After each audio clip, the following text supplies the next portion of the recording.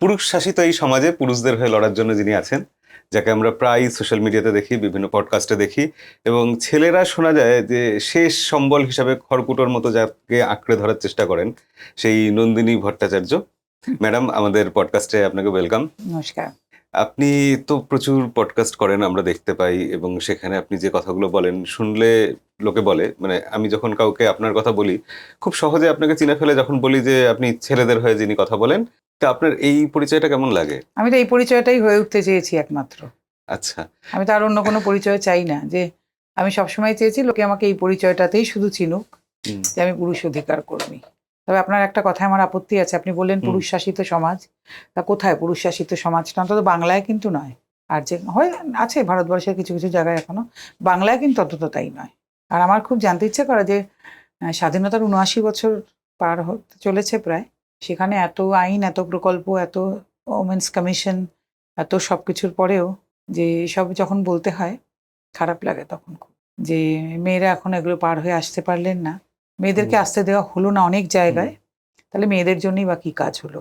এত নারী কল্যাণ মন্ত্রী, এত ওমেন্স কমিশন, এত প্রকল্প, এত ভাতা, সব দিয়ে আমরা মেয়েদেরকে সে দুধ ভাত করেই রেখে দিলাম যে বহু রাজ্যে এখনো মেয়েদেরকে ডমিনেটেড হতে হয়, মেয়েদের এখনো পুড়ে মরতে হয়, এত রেপ, এত মলেস্টেশন, এত অত্যাচার। তো কেন? তাহলে এটা নিয়ে কেন কথা হয় না? এটা নিয়ে কেন আমার মতন আদ্যান্ত পুরুষ অধিকার কর্মীর কাছে এত ফোন আসে মেয়েদের, যে দিদি আপনাকে একটু বলতে চাই। হয়তো ওনাদের মনে হয় যে আমার কাছে বললে কিছু লাভ হবে। এটা কিন্তু খুব লজ্জার, জানেন তো।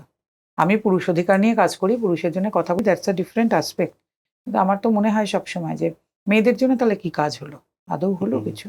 না, সেটা তো ঠিকই। আমরা তো সবসময় এটাই শুনে এসেছি, এই দিকটাই দেখে এসেছি মুদ্রার, যে মেয়েদের জন্য বলতে হবে, মেয়েরা অবহেলিত, না, না, তা এত অবদমিত। তো বলা হলো। ৭৯ বছরে তো এত কথা বলা হলো, তার অনেক আগে থেকে শুরু হয়েছে বলা। হ্যাঁ। অনেক আগে থেকে, যদি রামমোহন বিদ্যাসাগরের সময় থেকে ধরি, সেই বলা থেকেই যদি বলা শুরু করি, মেয়েদের জন্যেই কিন্তু বলা হয়েছে। পুরুষ মানুষের জন্য তো কোনোদিন একটা না, বাক্য বলা খরচা হয়নি। করা হয়নি। তো সেই বলার লাভ কি হলো? অনেক এনজিও ফুলে ফেপে আরো বড় হয়ে উঠেছেন, অনেকের ব্যক্তিগত সম্পত্তির পরিমাণ হয়তো অনেক বেড়েছে, আমার ওপর আবার অনেকে রেগে যাবেন, কিন্তু লাভ কিছু হলো? এই 30% মতন, 40% মতো আমরা মহিলারা যারা প্রিভিলেজ ক্লাস কিছু পেলাম, আলো টালো পড়লো মুখে, সব নিয়ে গেলাম সুবিধে টুবিধে, বাকি মহিলাদের কিছু হলো না। কাজেই এই যে খালি পুরুষ শাসিত সমাজ, পুরুষ শাসিত সমাজ, বাংলায় অন্তত পুরুষ শাসিত সমাজ আর নেই। এমনিতেই বাঙালি পুরুষ ভীষণভাবে নারীবাদী, জানবেন, চিরকাল আচ্ছা। ছিলেন। সেই জন্য দেখবেন নবজাগরণ থেকে শুরু করে সব বাংলায়। বিদ্যাসাগর, রামমোহন আর যেই সবাই। বাবাদের মেয়ে আছে তাদের মতন নারীবাদী তো আর কেউ নেই। তারা তো মনে করেন মেয়েদের জন্য এখনো কিছু হলো না, আরো যত হতে পারে। তো বাংলায় দাঁড়িয়ে অন্তত এটা বলা যাবে না। বাংলার বাইরে অনেক জায়গায় এখনো আছে অত্যন্ত মেল ডমিনেটেড সোসাইটি, এবং তারা মনে করেন মেয়েদের জায়গা এখনো শোবার ঘরে, রান্নাঘরের বাইরে কিছু হতেই পারে না। অত্যন্ত আপত্তিজনক এটা। আমি পুরুষ অধিকারের কাজ করি মানেই আমি এটা সাপোর্ট করি, এরকম না। এটা হতেই পারে না, কখনো না। বাংলাতে জিনিসটা তুলনামূলক কম আছে, এটা নিয়ে কোনো সন্দেহ নেই। তুলনামূলক কম না। বাংলায় দেখবেন যে সমস্ত মহিলারা একদম প্রান্তিক মহিলাও, হ্যাঁ। তারা কিন্তু নিজেদের লড়াইটা নিজেরা বুঝে নেন, ঘরে বাইরে সব জায়গায়। তারা অনেক বেশি স্মার্ট, তারা অনেক বেশি জীবন যুদ্ধে লড়াই করছেন। কারণ কি বলুন তো, বাংলায় মেয়েদেরকে লেখাপড়া শেখানোর একটা প্রবণতা আছে, তো বাইরে বেরোনো, লেখাপড়া শেখানো। বাঙালি মেয়েরা, আপনি যদি ভারতবর্ষের নিরিখে, আমি একটা ইন্টারেস্টিং দেখেছিলাম রিসার্চ, ভারতবর্ষের নিরিখে আপনি যদি দেখেন সবচেয়ে বেশি কোন মেয়েরা চাকরি করে, বাঙালি মেয়েরা সবচেয়ে বেশি চাকরিতে যায়। মানে ইকোনমিক্যাল ফ্রিডমটা অনেকটা। ইকোনমিক্যাল না, মানে যদি আপনি বলেন কালচারাল ফ্রিডম। এই যে ধরুন, আপনাকে একটা আমি ইন্টারেস্টিং তথ্য আরেকটা দিই, মানে পুরুষ অধিকার কর্মীকে ডেকে এনেছেন, আলোচনা মেয়েদের নিয়েই হচ্ছে। দেখবেন যেহেতু আমি নিজে অনেকদিন গান বাজনার মধ্যে আছি, আমাদের এখানে দেখেছি আমি অনেক বয়স্ক মহিলা যারা কিন্তু বয়সেও গান গাইছেন, কবিতা বলছেন, গিয়েও অনেকের সঙ্গে দেখা হয়, সবার সঙ্গে অনেক দিন ধরে পরিচিত, অনেক কিছুর মধ্যে আছেন। আপনি অবাঙালিদের মধ্যে গিয়ে দেখবেন তো কতজন আছেন অবাঙালি।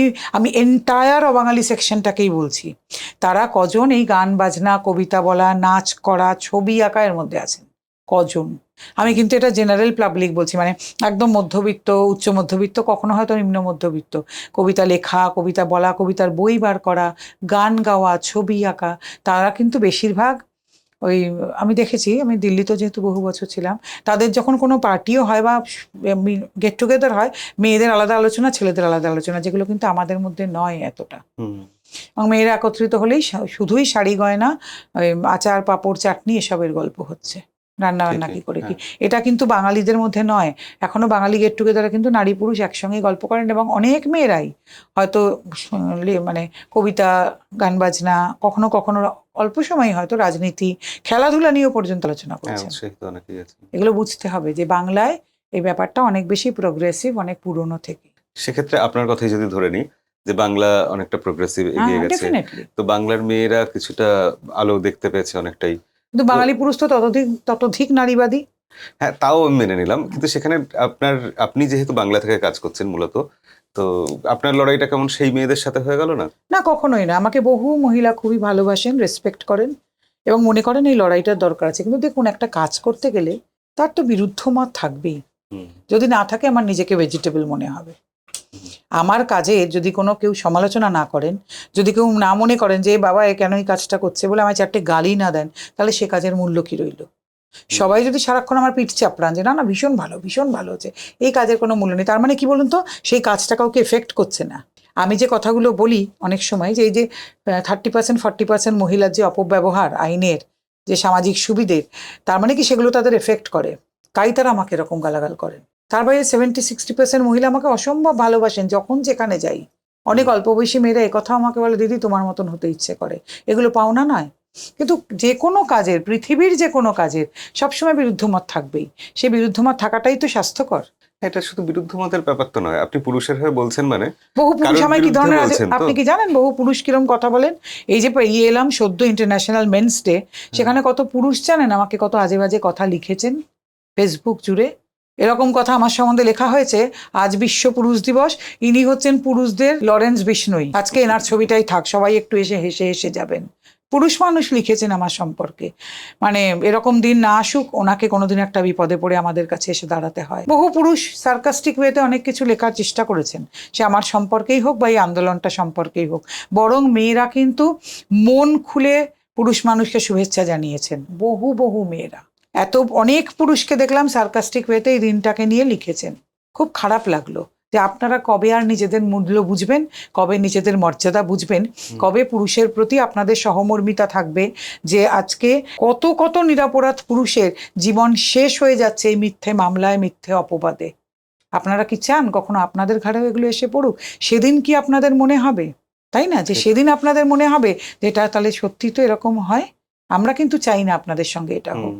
আপনারা তাদেরকে একটা উপহাসের পাত্র বলে ধরে নিয়েছেন, আর আপনারা মনে করছেন আপনারা বিরাট একটা তোপ, আপনাদের সঙ্গে এটা হতেই পারে না, ওর সঙ্গে হয়েছে মানে ওর কোনো প্রবলেম নিশ্চয়ই আছে। আপনারা কবে বুঝবেন এই কথাগুলো? এই জন্য এবার লিখেছিলাম আমি যে আন্তর্জাতিক পুরুষ দিবসের লেখায়, যেটা আপনাদের অঙ্গীকার হোক যে পুরুষ মানুষ আপনারা একত্রিত হন, বেঁধে বেঁধে থাকুন। আচ্ছা, আমাকে একটা কথা বলুন তো, নারী দিবসে কোনোদিন দেখেছেন কোনো নারীদের এরম কথা লিখতে? কোনো নারী কোনোদিন সার্কাস্টিক ওয়েতে লিখেছেন নারী দিবসে? না, সেটা কখনোই। খারাপ নারী, ভালো নারী সবার জন্য লিখেছেন কি? নারীদের মধ্যেও খারাপ আছেন, ভালো আছে, পুরুষের মধ্যেও খারাপ আছেন, ভালো আছে। তা কোনো নারীকে আপনি দেখবেন নারী দিবসে এরকম সার্কাস্টিক ওয়েতে লেখা লিখবেন? কোনো দিন কোনো নারী লিখবেন না, কোনো দিন লিখবেন না। কিন্তু আপনারা পুরুষরা কিন্তু অনেকে লিখেছেন। কাজে আপনাদের মর্যাদা মূল্য আপনারা কবে বুঝবেন? না, আপনার কথা শুনে সেই এতদিন আমরা শুনতাম যে মেয়েরাই মেয়েদের শত্রু, না না, তার পুরুষ মানুষও উল্টোটাই। পুরুষ মানুষের খুবই শত্রু।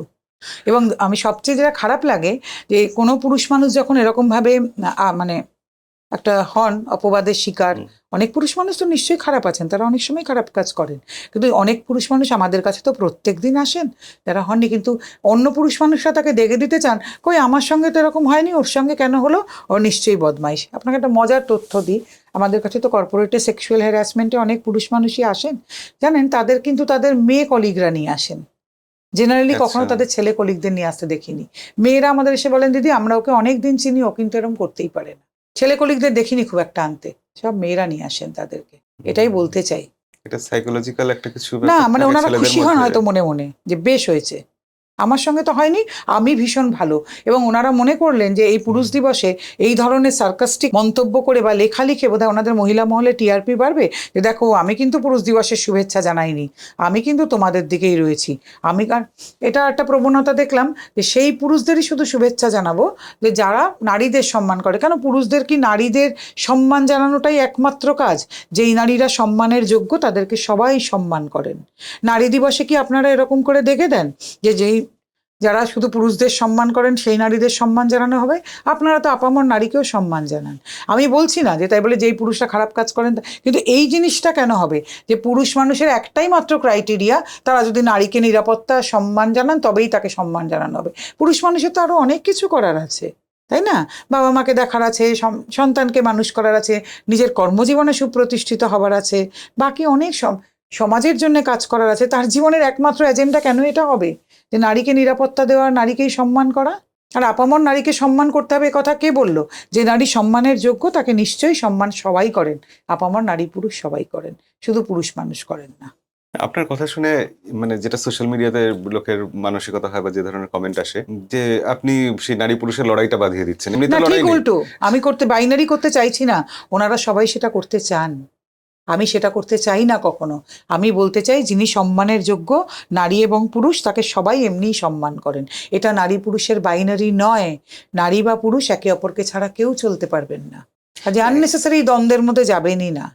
না, এটা একটা কি নারী সত্যি দিবস হয় সেরম, এরকম? একটা পুরুষ দিবস সেরম, একটা শিশু দিবসে সেরম, ভ্যালেন্টাইন ডেও সেরকম, বাকি সব দিনগুলো সেরম, ফাদার্স ডে, মাদার্স ডে, সব। কাজে এইটা নিয়ে বাইনারি করবেন না। কারণ আমার যেটা মনে হলো, আপনাকে একটা কথা বলতে চাই, এবছর লক্ষণীয়ভাবে অনেক অনেক কর্পোরেট হাউস নাম করা পুরুষ দিবসের শুভেচ্ছা জানিয়েছেন। সে চিন্তার অতীত এমন এমন কর্পোরেট হাউস, মিডিয়া হাউসরা, প্রোডাকশন হাউস, অনেক সেলিব্রিটি, যারা তার মধ্যে ছেলে সেলিব্রিটিরাই বেশি, আলাদা করে ইন্টারন্যাশনাল মেন্স ডে শুভেচ্ছা জানিয়েছেন। এবং অতি প্রথিত যশা ফ্যাশন ডিজাইনার, তারা সমস্ত পুরুষ সেলিব্রিটিদের নিয়ে ফ্যাশন শো করেছেন। মানে এবার কিন্তু একটা পরিবর্তন দেখা গেছে, যেটা চিন্তার অতীত হয়তো ছিল। এবং অনেক যেটা বললাম, নারীরা লিখেছেন অনেক কিছু পুরুষ দিবস নিয়ে। তো এটা থেকে কিছু সংখ্যক মানুষ একটু চিন্তিত হয়ে পড়লেন বা ভীত হলেন, কারণ দু চারজনকে দেখলাম লিখছেন পুরুষ দিবসের কোনো প্রয়োজনীয়তা নেই। একটু ভীত হলেন কি যে তাহলে কি বাইনারিটা চেঞ্জ হয়ে যাচ্ছে, তাহলে কি পুরুষদের নিয়ে আলাদা করে চিন্তা করার কথা ভাবা হচ্ছে, যেটা এতকাল হয়নি? তাহলে কি আমাদের লড়াই কোথাও না কোথাও গিয়ে একটা সোনালি আলোর রেখা দেখাচ্ছে? এটা কি মনে হলো? তাহলে তো বলতেই হবে যে ইয়ে ডর হামে আচ্ছা লাগা। এতদিনের এত অপমান, এত গালাগাল, এত আগুন, এত চিৎকার পেরিয়ে এইটুকু তো পাওয়া গেল। না, কিন্তু প্রশ্নটা হচ্ছে যে লড়াইটা কার বিরুদ্ধে? ছেলেরা কি সত্যি সিস্টেমের বিরুদ্ধে এই লড়াই। সমাজে অতটা কোনো নারীর বিরুদ্ধে না, নিরাপত্তাহীনতায় ভুগছে? না অবশ্যই, কিন্তু লড়াই তো সিস্টেমের জন্য, লড়াই তো কোনো মানুষের জন্য হয় না। কি হচ্ছে ছেলেদের সাথে যার জন্য আপনাকে লড়াই আপনি করতে একজন হচ্ছে? ছেলে হয়ে কথা জিজ্ঞেস করছেন, আপনি কি চান কালকে আপনার সম্বন্ধে একটা এরকম ফলস কেস হোক, আপনি তারপরে বুঝতে পারবেন ছেলেদের সঙ্গে কি হয়? আপনি কি সেটা Okay. চান? তো সেক্ষেত্রে এটা একটা দিক যে আইনের ফাঁক দিয়ে আইন কেন সোশ্যালি হয় না? আজকে আপনাকে যদি আপনি রাস্তা দিয়ে যাচ্ছেন, কোনো একটি মেয়ে দৈবাত যদি বলে দেয় আপনি তার গায়ে হাত দিয়েছেন, আপনি সেদিন বুঝতে পারবেন কি হয়। আপনার কথা কিন্তু কেউ বিশ্বাসই করবে না। বা আপনি একটা কর্পোরেটে আছেন, কোনো মেয়ের যদি হঠাৎ, ধরুন না কোনো মেয়ের আপনাকে পছন্দ, আপনি তাকে পাত্তা দিলেন না, এবার সে যদি বলে দেয় আপনি তার সেক্সুয়াল হ্যারাসমেন্ট করেছেন, আপনার চাকরিটিও কিন্তু আর থাকবে না। কাজে আমাদের এই দেশে পুরুষ মানুষের কথা কিন্তু শোনা হয় না। একটি মেয়ে যা বলে যতক্ষণ সেটা মিথ্যে প্রমাণিত না হয় সেটা সত্যি। আর পুরুষ মানুষ যাই কিছু বলুক না কেন, কিছুতেই কিন্তু সেটা সত্যি নয়। এবং কোনো পুরুষ যদি নির্দোষ হয়ে বেরিয়েও আসে, তারপরেও সবাই কি মনে করে বলুন তো? ওই তো জাজকে টাকা খাইয়েছে, উকিলকে টাকা খাইয়েছে, পাড়ার কাউন্সিলরকে টাকা দিয়ে বেরিয়ে এসেছে। আমাদের লড়াই এই সিস্টেমটার বিরুদ্ধে, কোনো মানুষের বিরুদ্ধে কিন্তু নয়।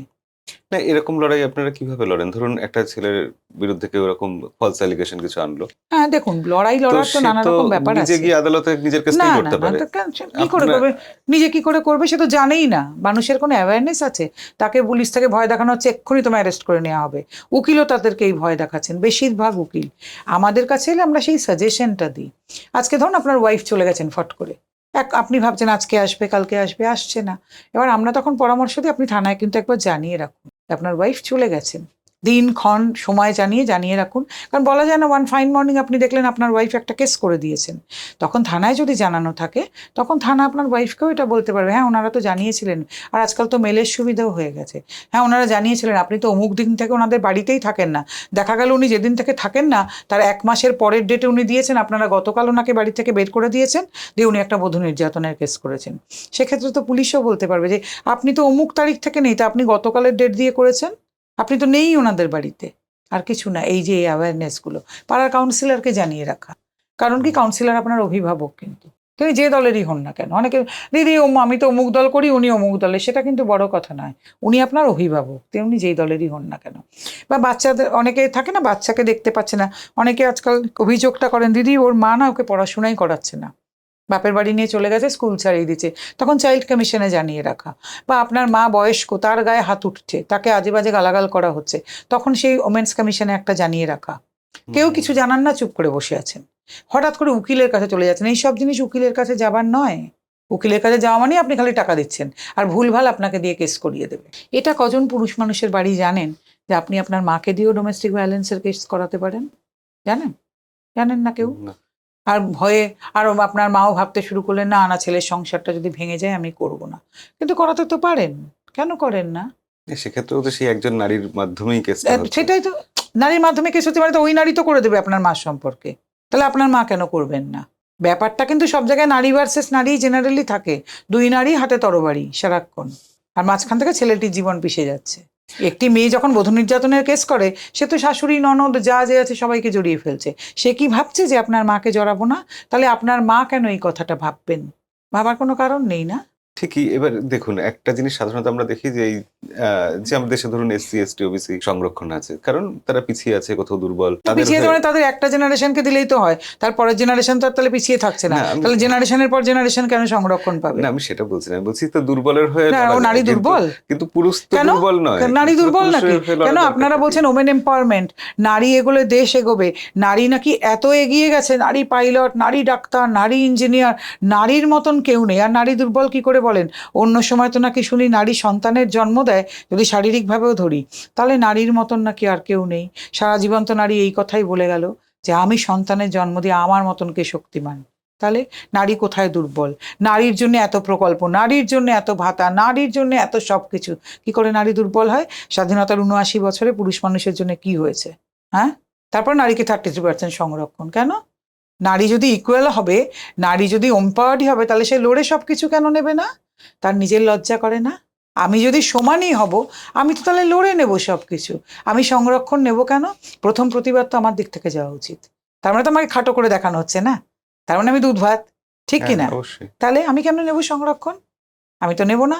আর একটা মজার বিষয় দেখুন, এই যে ভোট এলেই সব রাজ্যে কি বলা হচ্ছে, মেয়েদের হাতে এতগুলো টাকা দিয়ে দাও, তাহলে মেয়েরা ভোট দেবে, vote bank, women vote bank. তাহলে মেয়েরা কখনো ভাবেন মেয়েদের কত ছোট করা হয়? অর্থাৎ নারী কত লোভী, নারীর কাছে টাকা দিলেই নারী ভোট দেয়। পুরুষ মানুষের সম্পর্কে এটা ভাবাতে হয় না কোনোদিন? নারী ভোট ব্যাংক, এত টাকা দিয়েছে, বা নারী এত এত পার্সেন্ট নারীর ভোট ব্যাংক হয়েছে। তাহলে নারী নিজে কখনো ভাবলেন যে তাকে কত লোভী বলে ধরা হয়? দেখবেন সব রাজ্যে কোনো না কোনো ভাবে এই নাম, কিছু না কিছু নামে এই প্রকল্প আছে। তাহলে নারী কিন্তু কোনোদিন এটা সিরিয়াসলি ভাবলেন না যে তার বুদ্ধি, তার মেধা, তার পড়াশোনা, তার ইন্টেলিজেন্সকে কেউ দামই দিল না। শুধু নারীর হাতে কিছু টাকা ধরিয়ে দাও, তাহলেই নারী তোমায় ভোট দেবে। অর্থাৎ সেই সরকার ন্যায় কি অন্যায়, সেই সরকার খারাপ কাজ করে না ভালো কাজ করে, তার মূল্যায়ন কিছু নারীর কাছে নেই। এই সরকার আমায় খানিকটা টাকা দেবে, তাহলে আমি একে ভোট দেবো। এটা কি নারীর পক্ষে খুব শ্লাঘার বিষয়? আমার খুব জানতে ইচ্ছে করে। না, এটা ধরুন নয়, কিন্তু এই যে বাসে ট্রেনে মেয়েদের জন্য সংরক্ষিত আসন কেন থাকে। সংরক্ষিত আসন থাকার কি দরকার? প্রতিবন্ধীর জন্য থাক, প্রেগনেন্ট ওমেনের জন্য থাক, সিনিয়র সিটিজেনের জন্য থাক, বাচ্চাদের জন্য থাক, কেন মেয়েদের জন্য এখন কেন থাকবে? মেয়েরা তো আবার সংরক্ষিত আসনে যদি বসতেন ভালো, ওনারা তো বয়ফ্রেন্ডের সঙ্গে গল্প করার জন্য জেনারেল সিটে গিয়ে বসে থাকেন কেন?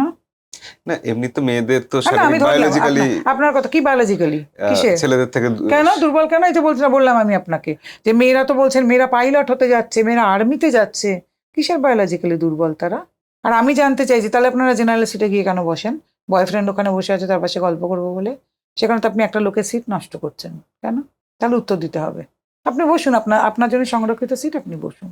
অধিকাংশ মেয়ে তো আবার ট্রেনের লেডিস কামরায় উঠতে চান না, বলেন জেনারেল সিট জায়গায় উঠলেই আমরা সেফ ফিল করি, লেডিস কামরায় যা করে অসভ্যতা, বলেন কিনা জিজ্ঞেস করবেন তো। হ্যাঁ, তাহলে আমার কাছে কথা, যদি ইকুয়ালিটি আমি দাবি করি, আমি সব কিছুতে ইকুয়াল হব।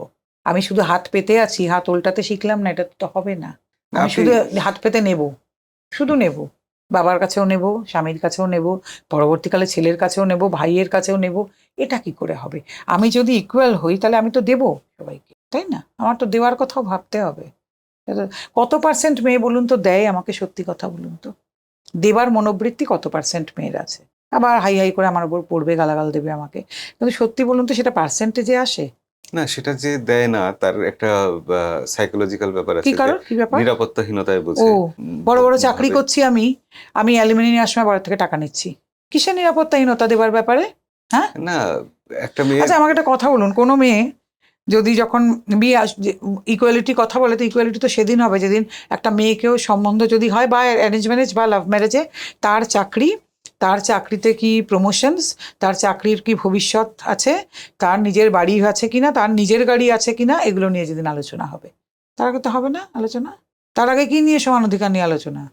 তার চাকরির প্রসপেক্ট, তার প্রমোশনের প্রসপেক্ট, তার বাড়ির পরিকল্পনা কি হয়েছে নিজের টাকায়, নিজের টাকায় গাড়ি কিনছে কিনা, যেটা একটা ছেলের বিচার হয়, সেটা তার বিচার যেদিন হবে সেদিন মেয়েরা ইকুয়ালিটি কথা বলবেন। তার আগে কিসের কথা? কথা নেই তো ইকুয়ালিটি নিয়ে কোনো। কটা মেয়ে এই দম আছে বলুন আমাকে যে আমি চাকরি করে আমি নিজের একটা ফ্ল্যাট কিনবো? কথায় কথায় বলছেন আমাদের নিজেদের কোনো বাড়ি নেই, তো সব বাড়ি তো মেয়েদের নিজেদের। স্বামীর বাড়িতে গিয়ে স্বামীর বাড়ির ভাগ, শ্বশুরের বাড়িতে তার কোনো কন্ট্রিবিউশনই নেই, শ্বশুরের বাড়ির ভাগ চাইছে। আবার ছেলের বিয়ে হয়ে ছেলের বাড়ি হচ্ছে, সেখানেও বলছে আমার ভাগ। ভাইয়ের সঙ্গেও বাপের বাড়িতে গিয়ে বাড়ির ভাগ চাইছেন। তাহলে বলুন সব বাড়ি তোদের? বাড়ি তো সেরকম অর্থে পুরুষ মানুষের নেই, আমাদের কাছে তো রোজ আসছেন। জয়েন্ট নামে বাড়ি কিনেছিলেন, বরকে বাড়ি থেকে ভাগিয়ে দিয়েছে। উনি পেইং গেস্টে আছেন, মেসে আছেন, বউ বাড়িতে আছে, কেউ কেউ তো আবার প্রেমিক নিয়েও আছেন। তাহলে পুরুষ মানুষের বাড়ি কোথায়? বিক্রি করারও ক্ষমতা নেই, কারণ জয়েন্ট নামে কিনেছেন, অথচ উনি ইএমআই দিচ্ছেন। তাহলে সমস্যা ইয়েতে না, আসুন, সেক্ষেত্রে জড়ে আমাদের আসুন। তো আইন আছে যে কিসের আইন? কোনো আইন নেই। ব্যাংকে গেলেই আপনাকে কানে ভরা হচ্ছে আপনি জয়েন্ট নামে বাড়ি কিনুন, তাহলে আপনার একটু সুবিধা হবে। এদিকে বউ দিনের পর দিন আপনার ইয়ে নিয়ে বসে আছে, ধান নিয়ে বসে আছে, শোধ করতে হচ্ছে বরকে। কেন এগুলো হবে আমি জানতে চাই। এগুলো তো হওয়া বাঞ্ছনীয় ছিল না। মেয়েরা যদি এত এম্পাওয়ার্ড, মেয়েরা যদি এত সমান অধিকার, তাহলে এগুলো কেন হবে? আমার যার ক্ষমতা নেই আমি সেটা করব না তো। এরকম ছেলে আমাদের কাছে এসেছে, বউ লাখ লাখ টাকা বাজারে ধার করে চলে গেছে, ছেলেকে শোধ করতে হচ্ছে। কেন হবে এগুলো? লজ্জা করে না মেয়েদের? আমি জানতে চাই। সব মেয়ের কথা অবশ্যই বলিনি। ঠিকই, কিন্তু এবার আপনি যে কথাগুলো বলছেন সেই যুক্তিতে তো ডিভোর্সের পর যে মেয়েটা কোনো রোজগার করে না, সে আর কথা আলাদা। তারও তো অ্যালুমিনি না, পাওয়া কেন? কথা না না। না, অ্যালুমিনি তো কথা না, না আমার কথা হচ্ছে মেয়েদের রোজগার বাধ্যতামূলক হওয়া উচিত। রোজগার না হলে বিয়ে হবে না। কেন আমি এই মনোভাব আমার আসবে কেন যে আমি কারোর ঘাড়ের ওপর বসে খাবো? তাহলে সব বাবা মার উচিত মেয়েদেরকে সেরকম তৈরি করা যে আগে মেয়ের চাকরি, তারপরে বিয়ে, রোজগার, তারপরে বিয়ে। আমি তো ওটাই এই জন্য বললাম যে সম্বন্ধ করে বিয়ে হোক বা লাভ ম্যারেজ হোক, প্রথম কথা হবে আপনার মেয়ে কি চাকরি করে, গভর্নমেন্টের চাকরি করে যেরকম ছেলেদের ক্ষেত্রে হয়, তার কি প্রসপেক্ট, ফিউচার প্রমোশনের কি ব্যাপার, মেয়ে বাড়ি কিনছে, আপনার মেয়ের গাড়ি কিনছে, তবে বিয়ের কথা হবে। তবে এটা তো শুধু আমাদের এখানে না, আমার দরকার নেই তো, আমার কথা মেয়েদের সম্বন্ধে কথা হচ্ছে। আমাদের এখানে কিনা, বিদেশে কিনা, এদেশে কিনা আমি জানতে চাই না। মেয়েদের নিয়ে কথা হচ্ছে, মেয়েদের নিয়ে কথা হবে। মেয়েরা ইকুয়ালিটির কথা বলছেন, এম্পাওয়ারমেন্টের কথা হচ্ছেন, তাহলে এই নিয়ে কথা হবে। এই যুবেন্দ্র চাহালের যে ডিভোর্স হলো হ্যাঁ, তা সেখানে কেন হবে এগুলো আমি তো জানতে চাই। আমি অন্যের টাকায় ফুর্তি করব কেন? আমার যদি লাক্সারিয়াস লাইফ কাটাতে হয়, সেই টাকা রোজগার করার ক্ষমতা আমার নিজের থাকতে হবে। অন্যের পয়সায় কেন হবে? বাবার পয়সায়ও কেন হবে? বরের পয়সায় হবে কেন? ছেলের পয়সায় বা ভাইয়ের পয়সায় কেন হবে? আমার যেরকম, যদি এরকম লাইফ আমায় কাটাতে হয়, তাহলে আমায় নিজের পয়সা রোজগার করতে হবে। কোর্ট থেকে কেন এই কথা বলে দেওয়া হবে? আমার তো প্রচুর আপত্তি সেই কোর্টের বিচারেও, যে আপনার বউ যেরকম লাইফ কাটাতো সেই লাইফ আপনার বউকে দিতে হবে। কেন দিতে হবে? বর কি বাধ্য নাকি দিতে? তাহলে বউ কেন বাধ্য নয়? বিয়ে তো দুজনেরই হয়। হুম। আমি এরকম অনেক মেয়েকে জানি যারা হাজব্যান্ডের থেকে বেশি টাকা রোজগার করে, তারা দিচ্ছে। এবং তাহলে এরকম হওয়া উচিত, যে বেশি রোজগার করবে সে মেনটেনেন্স দেবে। একটা ছেলের জীবন নষ্ট হয় না? একটা বিয়ে যখন দু বছরের মাথায়, 1 বছর কি 3 মাসের মাথায় ভেঙে যায়, তা ছেলেটারও তো ভার্জিনিটি নষ্ট হয়। তাহলে ছেলেটা কেন টাকা পাবে না? ওনারা যদি মনেই করেন, অনেকের বাবা মা তো বলেন আমার মেয়ের জীবন নষ্ট হয়ে গেল, মেয়েটাও ভাবছে বিছানায় শোয়ার দাম নিচ্ছি নাকি, তাহলে ছেলেটারও তো তাই। তা ছেলেটা কেন টাকা পাবে না আমায় বলতে পারেন? কোনো যুক্তি আছে? এবার ছেলেটারও তো বিয়ের বাজারে দাম নষ্ট হলো, হুম, তা তো তাহলে হলোই। ছেলে কেন টাকা পাবে না? কোনো যুক্তি? না, এই জিনিসগুলো আসলে সামাজিক সিস্টেম থেকে এসছে। সেটাই তো বলতে চাইছি, আর সিস্টেম চেঞ্জ করতে হবে তো। না, এই সিস্টেমটা এসেছে কেন? এসেছে সেই জায়গা থেকে, মানে তখনকার মেয়েরা এখনকার মেয়েরা তো না, তফাৎ আছে। তখনকার মেয়েরা না, প্রথম থেকেই মানুষের সভ্যতা যাবে থেকে এসছে। মেয়েরা এটা- যেহেতু না, তখনকার মেয়েরা এরম ছিলেন না। না, মেয়েরা এটা যেহেতু এখন বেড়েছে। সন্তানের জন্ম দেন, সন্তানের তাই জন্ম, সিস্টেমটা এভাবে গড়ে না উঠেছে। না না না না, ওইসব আজকালকার দিনে আর নেই। আজকাল বহু মেয়েতে যাদের ছেলে মেয়েই হয় না, তারাও এরম করেন। সন্তানের জন্ম টন্ম অনেক না, পরের সেগুলো বিষয়। তো ব্যতিক্রমী ঘটনা। এর সঙ্গে আজকাল কজন মেয়ে এরকম আছেন? সন্তানের জন্মের সঙ্গে এর কি সম্পর্ক? আজকাল বহু বাবাও আছেন খুবই কেয়ারিং, ছেলে মেয়েকে রাখছেন। আমি তো প্রশ্ন করেছি একটা, কোনো ছেলে যদি আজকে বলেন আমার বউ বড় চাকরি করে, আমি আর চাকরি করব না, আমি হাউস হাজবেন্ড হব, রাজি হবেন? কজন রাজি হবেন? ছেলের বাবা মা আর মেয়ের বাবা মা মিলে চিৎকার শুরু করবে, হয়তো তার বউয়ের আপত্তি নাও হতে পারে। কোনো ছেলে পারে এরম করতে ফট করে? অনেক মেয়ে তো বাচ্চা হওয়ার পরে বলে দেয় আমি এবার হোম মেকার হব বলে চাকরি ছেড়ে দেয়। কজন ছেলে পারেন এটা করতে? তার যদি ছেলেরা এটা বলতে শুরু করেন, অনেক ছেলে তো আছে রান্না করতে ভালোবাসেন, বাড়িঘর গোছাতে ভালোবাসেন, বাচ্চাও ভালোবাসেন, তা তারা যদি ওটা হাউস হাজবেন্ড হতে চান, হবে? এই যে মেয়েরা সারাক্ষণ বলছেন না যে আমরা বাড়িঘর সামলাই, আমরা সব কিছু করি, তো আমি জানতে চাইতো আজকে যদি পাশাটা হঠাৎ উল্টে যায়, কজন মেয়েটায় রাজি হবেন? না, এর একটা অন্যরকম মতামত আছে, যেটা সোশ্যাল মিডিয়াতে আমরা হামেশাই দেখতে পাই। এরকম বলা হয়, একজন মেয়ে হাউস মেকার মানে সে আসলে 24 ঘন্টার কর্মী। হ্যাঁ, তা একটা ছেলেটা যদি হতে চায়, এবার ছেলেটা সেটা হতে পারবে না, কে কারণ বললো? অতটা আপনাকে কষ্ট বললো করতে কে? পারবে কথা এই না। কথা কে বললো পারবে না? এরকম একটা কনসেপ্ট না না, আছে। আমি তো আপনাকে বলছি যদি হয় তাহলে কি হবে? রাজি হবে? ছেলের বাবা মা চিৎকার করবে, ছেলের মেয়ের বাবা মাও হ্যাঁ, চিৎকার সেটা করবে। তো সামাজিক আমি একটা এখন জানতে চাই তো, আজকে তো কনসেপ্ট সবকিছুর বদলে যাচ্ছে তো। হুম। তো একটা ছেলেরা যদি আজকে এটা ভাবতে শুরু করে, অনেক দিন তো হলো চাকরি বাকরি সবকিছু, এবার আমরা হব হাউস মেকার, আমরা হোম মেকার হব, কি হবে? বলতেই পারে, কোনো ছেলে ভাবতেই পারে। একেবারে নেই এরম কিন্তু নয়, আমি চিনি 2-4 জনকে। এরকম আজকাল তো তাহলে দেখা কি যাচ্ছে। হবে? হতে পারে তো। হুম। তখন কি হবে? সমাজ সেটা সহজে মেনে নিতে পারে তাহলে না, কিন্তু সবার আগে ছেলের বাবা মা চিৎকার শুরু করবে, তুই বইয়ের পয়সা খাচ্ছিস, আর মেয়ের বাবা মা বলবে কাকে একটা বিয়ে করলি। মেয়েটার আপত্তি কিন্তু নাও থাকতে পারে, আপনাকে আমি এখনো বারবার এই কথা বলছি। মেয়েটার হয়তো আপত্তি নেই, মেয়েটা হয়তো বলবে হ্যাঁ তুমি করো না। কাজেই দৃষ্টিভঙ্গি বদলাবার সময় এসেছে। দুনিয়া অনেক বদলে গেছে, দুনিয়া সে জায়গায় আর দাঁড়িয়ে নেই। আজকালকার ছেলেরা অনেক কেয়ারিং বাচ্চা কাচ্চার প্রতি, অনেক বেশি সেনসিটিভ।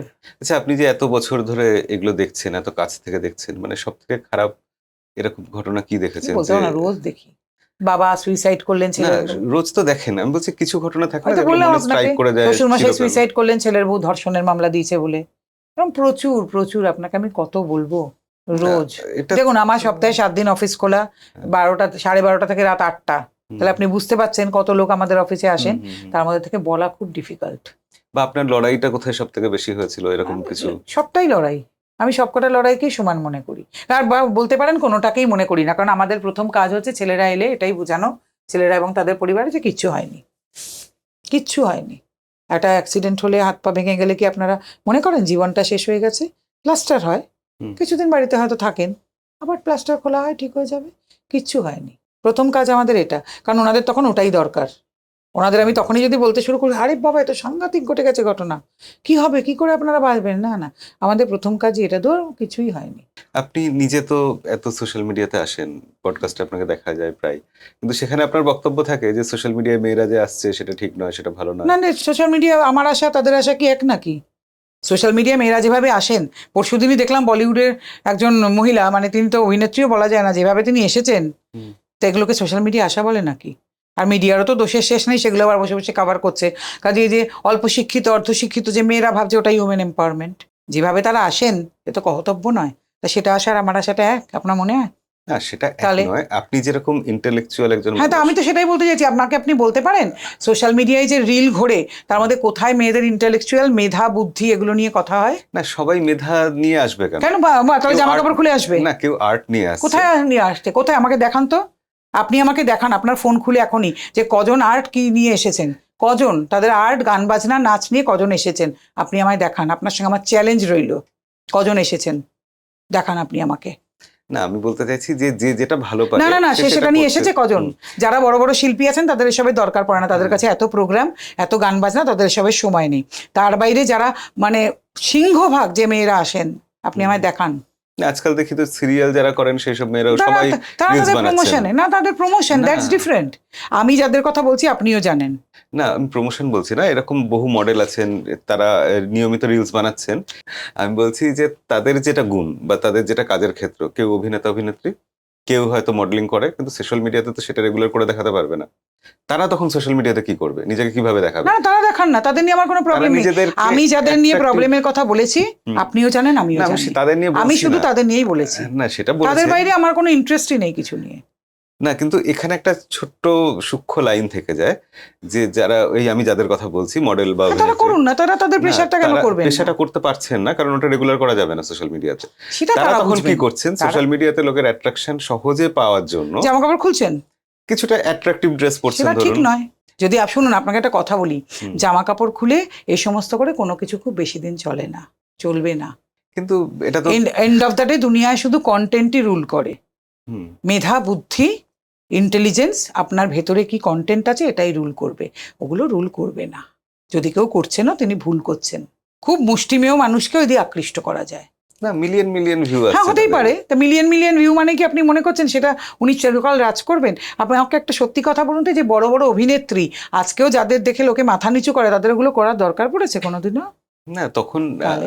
তখন না, তো না, সোশ্যাল শুনুন, মিডিয়াই আপনাকে ছিল আমি একটা না। কথা বলি। আপনি হ্যাঁ। যদি আপনার বিদ্যা বুদ্ধিতে মনে করেন যে ওটাই দরকার, সেটা আপনার ব্যক্তিগত মতামত, আমার নাই না, হতে আমি পারে। ওটা দরকার বলছি না, আমি তাহলে? বলতে চাইছি যে যে যেটা করছে। দেখুন, আই বেগ টু ডিফার। আমি এখনো যেটা বলছি আমি সেটাই বলবো। আচ্ছা, এটা দ্বিতীয় একটা ফ্লিপ সাইড আছে, যে এগুলো দেখছে কারা? দেখছে তো ছেলেরাই। হ্যাঁ, কেন দেখুন না, আমি তো সেটাই বলতে চাইছি। আমি কি বলেছি নাকি পুরুষ মানুষ এটা দেখে না? আপনাকে কোনোদিন বলেছি আমি? আমি একটু আগেও কি বললাম, প্রচুর মহিলারাও দেখছেন এবং দেখে কি ভাবছেন, ওটাই এম্পাওয়ারমেন্ট। যেই জঘন্য রিল সমস্ত, আর মানে একদম কদর্য রিল করেও মহিলারা ছাড়ছেন, কেউ চাল ধুচ্ছেন, কেউ মাছ ধুচ্ছেন, কেউ, আর তাদের যা সব চেহারা, তা সেগুলো কি লোকে করছেন না? মিলিয়ন মিলিয়ন ভিউ কিন্তু তারও আছে। হুম। তাহলে তাই মানে ওটাই ওটাই আমাদের রুচি, ওটাই আমাদের স্ট্যান্ডার্ড হবে, তাই কি? সেটা তো হওয়া উচিত নয়, তাহলে? কিন্তু আপনি যাদের হয়ে লড়াই করছেন তারাও তো হ্যাঁ, দেখুন, আমার বক্তব্য তো সেটা নয় তারা কেন দেখছেন, আমি তো বলিনি সেটা তারা দেখছেন না, কিন্তু সেটাতে জন্য স্ট্যান্ডার্ড হতে পারে না। না, সেটা তো না। তাহলে আমি আপনার কাছে জানতে চাই যে কটা রিল দেখেছেন যারা, আমাদের ভারতবর্ষ জুড়ে তো মহিলার অভাব নেই, যারা মেধা বুদ্ধি ইন্টেলিজেন্সে সব কিছুতে আলো করে আছেন, তাদের কজনকে এটা করতে দেখেছেন? আর আমি কিন্তু ব্যক্তিগতভাবে কোনো রিল করি না। কোনোদিন দেখেছেন? না, কোনোদিন আমার দেখিনি। পডকাস্ট যদি নেওয়া হয় সেইখানে গিয়ে আমি কথা বলি, কারণ আমার এটা দরকারই পড়ে না। হুম। আমি এখনো বিশ্বাস করি এই পৃথিবীতে অনলি কন্টেন্ট রুলস। যার কাছে কন্টেন্ট আছে সেই রাজা, যার কাছে নেই তার কিচ্ছু হবে না। জামা কাপড় খুলে গা হাত পা দেখিয়ে কোথাও খুব বেশি দিন কিছু করা যাবে, কিচ্ছু করা যাবে না। এটা জেনে রাখুন, থাম্ব রুল, এটা কিচ্ছু হবে না। আমি একটু এবার অন্যদিকে যাই এই প্রসঙ্গ থেকে। এবার সেটা হচ্ছে যে আজকাল বিভিন্ন ওয়েব সিরিজে দেখা যায়, মানে এটা প্রায় কম্পালসারি হয়ে গেছে, ওয়েব সিরিজ মানে সেখানে এলজিবিটি কমিউনিটি থেকে কোনো না কোনো একটা ক্যারেক্টার কাউকে সে না কাউকে থাকতে দেখা পারে। যাবে। তাদের প্রতি আপনার না, না, দৃষ্টিভঙ্গিটা আমি কিরকম? এলজিবিটির সঙ্গে প্রচুর মিশি, ওনাদের সঙ্গে কাজও করি, ওনাদের প্রোগ্রামে যাই, ওনারা আমাদের প্রোগ্রামে আসেন। এবং যেটা আপনারা হয়তো জানেন না, এলজিবিটি কিউ কমিউনিটিতে যেমন অনেক ছেলে থেকে মেয়ে হয়েছেন, প্রচুর মেয়ে থেকে যারা ছেলে হন তারা আমাদের সঙ্গে প্রচুর কাজ করেন। ট্রান্সমেন যারা, ওদের টিসার বলে একটা বড় অর্গানাইজেশন আছে, ওরা আমার সমস্ত অনুষ্ঠানে আসে থাকে। কাজে আমার ওনাদের প্রতি কোনো প্রবলেম নেই। ওনার প্রচুর, ওদের অনুষ্ঠানে আমি যাই, ওরা আমার সঙ্গে প্রচুর কাজ করতে আসে। কাজে আমি মনে করি ওনাদেরও সমস্ত কিছু পাওয়া উচিত, সব অধিকার পাওয়া উচিত, ওনাদের সব কিছু ওনাদের হওয়া উচিত। হ্যাঁ, কিন্তু তাদের মধ্যে তো অনেকেই আছেন যারা ছেলে বা মেয়ে, পুরুষ হয়তো বা বললাম নারী। মেয়ে থেকে ছেলে হয়েছেন যারা, হ্যাঁ, কিন্তু তাদের একটা অতীত জীবন ছিল তো, তা যেখানে তারা থাকতেই পুরুষের পারে, ভূমিকাই ধরুন পালন করেছেন। থাকতে পারবে। সেখানে তারা যে না, না, আপনি আবার ভুল করছেন। আমি আপনাকে বলতে চাইছি যারা মেয়ে থেকে ছেলে হয়েছেন তারা আমাদের সঙ্গে প্রচুর কাজ করেন। ওকে। কারণ যেহেতু আমি ছেলেদের নিয়ে কাজ করি, ওরা আমার আচ্ছা। সঙ্গে প্রচুর থাকেন, আসেন, আমার সব প্রোগ্রামে থাকেন। কাজে আমি ওদের কথাটা বেশি জানি। আবার যারা মেয়েরাও আছেন, আমি তাদের অনুষ্ঠানেও অনেক যাই। কাজে কোনো সমস্যা নেই আমার, ওদের কারোর সঙ্গে কোনো সমস্যা নেই। এবার ধরুন যিনি মেয়ে থেকে ছেলে হয়েছেন তাকে আপনি কোন ক্যাটাগরিতে রেখে ছেলে সাপোর্ট ক্যাটাগরিতেই করবেন? ফেলি, আহ, কারণ ওরা সবাই আমার এখানে সেই ট্রিটমেন্টটাই পায় এবং ওরা সেটাই আমাদেরকে বলে যে দিদি তোমার এখানে এলেই একমাত্র আমরা দেখি, আমরা ঠিকঠাক তা ছেলে হিসেবে একসময় ট্রিটমেন্ট। তিনি আমার হয়তো- জানা দরকার নেই, আমি তাদেরকে সেখানে দেখিনি, হ্যাঁ, আমি তো তাদেরকে সেটা দেখিনি, আমি Okay. ওদেরকে ছেলে হিসেবেই পেয়েছি। কাজে আমি শুধু সেটাতেই ট্রিটমেন্ট দিই ওদেরকে। ওরা ক্রিকেট খেলে, ভালো ভালো চাকরি করে, আমার কোনো প্রবলেম নেই। ওরা আমার ছেলেদের সঙ্গে ক্রিকেট টিমে খেলে, হুম। আমি নট ইন্টারেস্টেড। আমি এত কমপ্লেক্স কিছুতে বিশ্বাস করি না যে ওরা কবে মেয়ে ছিল আজকে কেন ছেলে হয়েছে। না, না, না, আমি এসবে বিশ্বাস করি না। আমি ওদেরকে ছেলে হিসেবে দেখেছি, আমি সেই হিসেবে, আর ভাবিনি এগুলো নিয়ে কোনোদিন যে ওরা কবে মেয়ে ছিল, ওরা আজকে কেন ছেলে হয়েছে, এত কিছুতে না, বিশ্বাস করি কেন না। ছেলে হয়েছে না, আমি বলছি যখন তারা অত্যাচারিত হচ্ছেন আজকে, তখন আপনি একজন পুরুষ অত্যাচারিত হচ্ছেন এইভাবেই তাদের পাশে হ্যাঁ, দাঁড়াচ্ছেন। ডেফিনেটলি। কিন্তু তারা নারী হিসেবেও তো কোনোদিন আমার অত্যাচারিত জানার হয়েছে। দরকার নেই তো, এত কমপ্লেক্স কিছুতে যাবো কেন? Okay. তখন তো আমি দেখিনি ওদেরকে। ওরা আমার কাছে আজকে এসছে, যদি ওদের কোনো প্রবলেম হয় ওরা আমার কাছেই আসবে, এটুকু জানি। আজকে এসআইআর নিয়েও তো ওদের প্রবলেম না, কারণ ওরা অনেকে বাড়িতে হয়তো অ্যাকসেপ্টেড নয়, তখন ওদের বাবা মায়ের ওটা নিয়ে প্রবলেম হতো, সেই নিয়ে ওদের সঙ্গে অনেক কথা হলো। বা তখন ওদের নাম অন্য ছিল, আজকে ওদের নাম অন্য, এগুলো নিয়ে ওদের মধ্যে অনেক কিছু মানে অসুবিধা হচ্ছে ওদের। চেষ্টা করছি যেটা যতটা পাশে দাঁড়ানো যায় সেটা নিয়ে। এগুলোতে আপনারা হেল্প করেন? হ্যাঁ, আমার সাধ্যের মধ্যে যতটুকু ডেফিনেটলি চেষ্টা করছি হেল্প করার। দেখুন, আমি দুর্বারের সঙ্গেও গেছি, ওখানেও কাজ করে সবাইকে দেখেছি, সেই সমস্ত মেয়েদের কি স্মার্ট ওনারা নিজেদের কাজের ক্ষেত্রে, ওনারাও একটা সার্ভিস দেন। কাজে আমার কারুর সম্বন্ধে কোনো প্রবলেম নেই, কোথাও কোনো প্রবলেম নেই। আমি মনে করি ওনারাও একটা কাজ করেন, ওটা একটা সার্ভিস, তার বাইরে ওনাদের কিছু ভাবিনি কোনোদিন। কজন এটা খবর রাখেন যে ভারতবর্ষ জুড়ে কত জিগোলো আছেন, পুরুষ যৌনকর্মী কত আছেন? একটা বড় কনফারেন্স হয়, all India sex worker conference, সেখানেও আমি যাই, কত পুরুষ আসেন যৌনকর্মীরা, তাদের সঙ্গে কথা হয়, তাদের সঙ্গে নানান রকম জিনিস জানতে পারি তাদের মাধ্যমে। আমি খুব একটা ওপেন মাইন্ডেড মানুষ, আমি সব কিছু নিয়ে কথা বলতে রাজি আছি।